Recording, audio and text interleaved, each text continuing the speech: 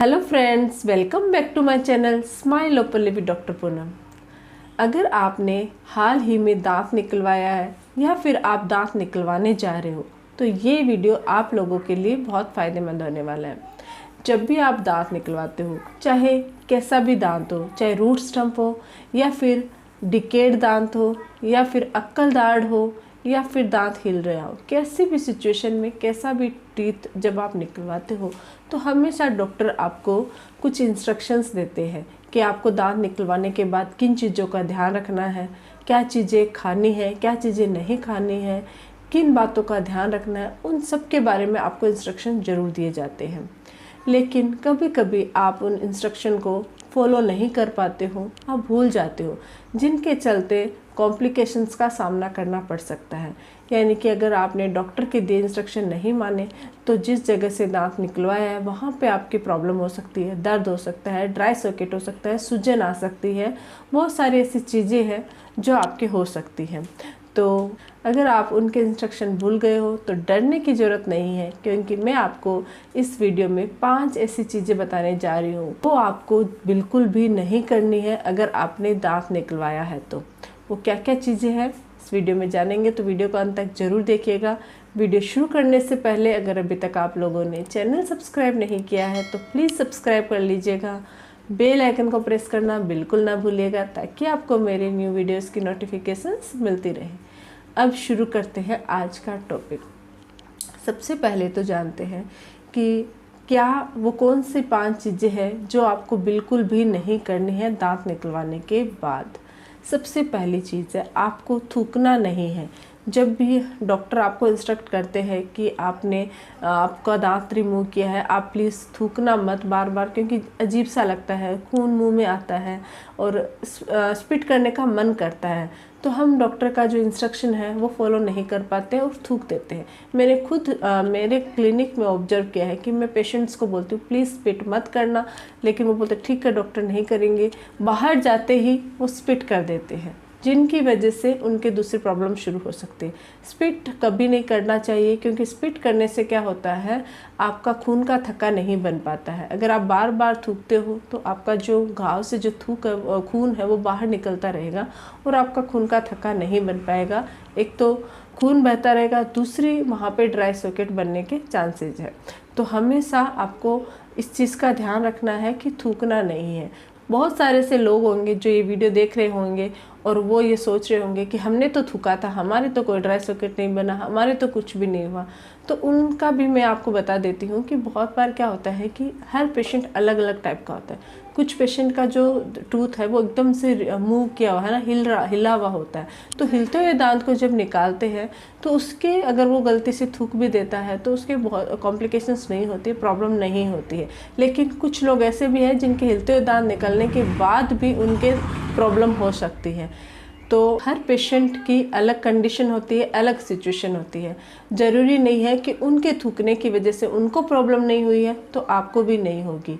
तो हर चीज़ का एक रीज़न होता है, इसीलिए डॉक्टर आपको इंस्ट्रक्ट करते हैं कि please don't spit after tooth remove.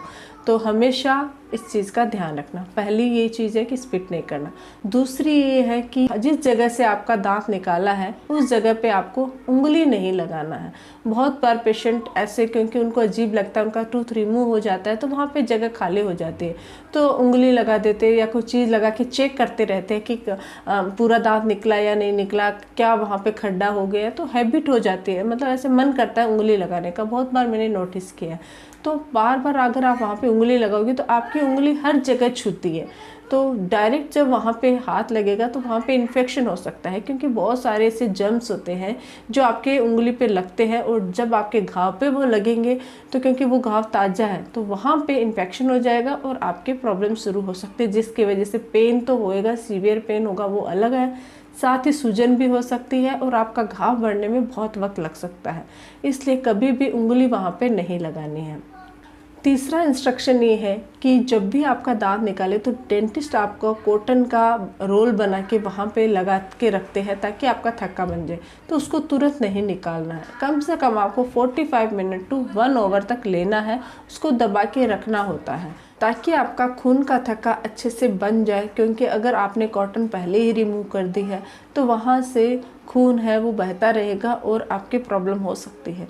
तो आपको कम से कम 45 मिनट टू 1 आवर तक दबा के कॉटन को रखनी है और उसके बाद आपको हैंड वॉश करना है अच्छे से, फिर वो कॉटन निकालनी है। अगर आपके हल्का हल्का ब्लड आ भी रहा है तो आपको थूकना नहीं है, उसको अंदर लेना है, क्योंकि हल्का हल्का ब्लड आना कोई प्रॉब्लमेटिक नहीं है। लेकिन अगर उसी समय आपको ऐसे फील हो रहा है कि आपकी ज़्यादा ब्लड हो रहा है, मतलब इतना मतलब नॉर्मल से भी ज़्यादा आपके ब्लड आ रहा है, तो आप तुरंत डॉक्टर से कांटेक्ट कीजिए जिन्होंने आपका टीथ रिमूव किया है, क्योंकि ज़्यादा ब्लड आना भी सही नहीं है। तो उसके बिहाफ में आपको कुछ मेडिसिन या कुछ दवाइयाँ दी जाएगी जिससे आपका ब्लड क्लॉट है वो बनेगा। तो कॉटन रोल को कम से कम आपको 1 घंटे तक रखना है। चौथा जो इंस्ट्रक्शन है वो ये है कि पूरे दिन आपको लिक्विड डाइट पे ही रहना है, कुछ भी हार्ड चीज़ नहीं खानी है। और साथ ही दलिया थूली आप डायरेक्ट जैसे ही आप 1 घंटा हो जाए उसके बाद आप आइसक्रीम खा सकते हो। आइसक्रीम ठंडी होती है तो वो आपके क्लॉट को बनाने में हेल्प करती है, जिसकी वजह से आपका घाव है वो जल्दी बढ़ता है। तो आपको क्या करना है, आइसक्रीम खा सकते हो, लेकिन कोई भी हार्ड चीज़ आपको नहीं खानी है, चबानी नहीं है। तो हमेशा लिक्विड डाइट लेनी है और साथ ही ठंडा खाना है, गर्म कुछ नहीं खाना है उस दिन। ये नहीं कि आपने गर्म चाय पी ली, गर्म कॉफ़ी पी ली, बिल्कुल भी नहीं है, आपको अवॉइड करना है। सिर्फ ठंडा जूस पी सकते हो, ठंडा पानी पी सकते हो, दूध पी सकते हो, लेकिन ठंडा ही खाना है और लिक्विड डाइट लेनी है। पांचवा इंस्ट्रक्शन ये है कि अगर आप सिगरेट या स्मोकिंग करते हो तो भूल कर भी उस दिन आप सिगरेट या स्मोकिंग मत कीजिएगा।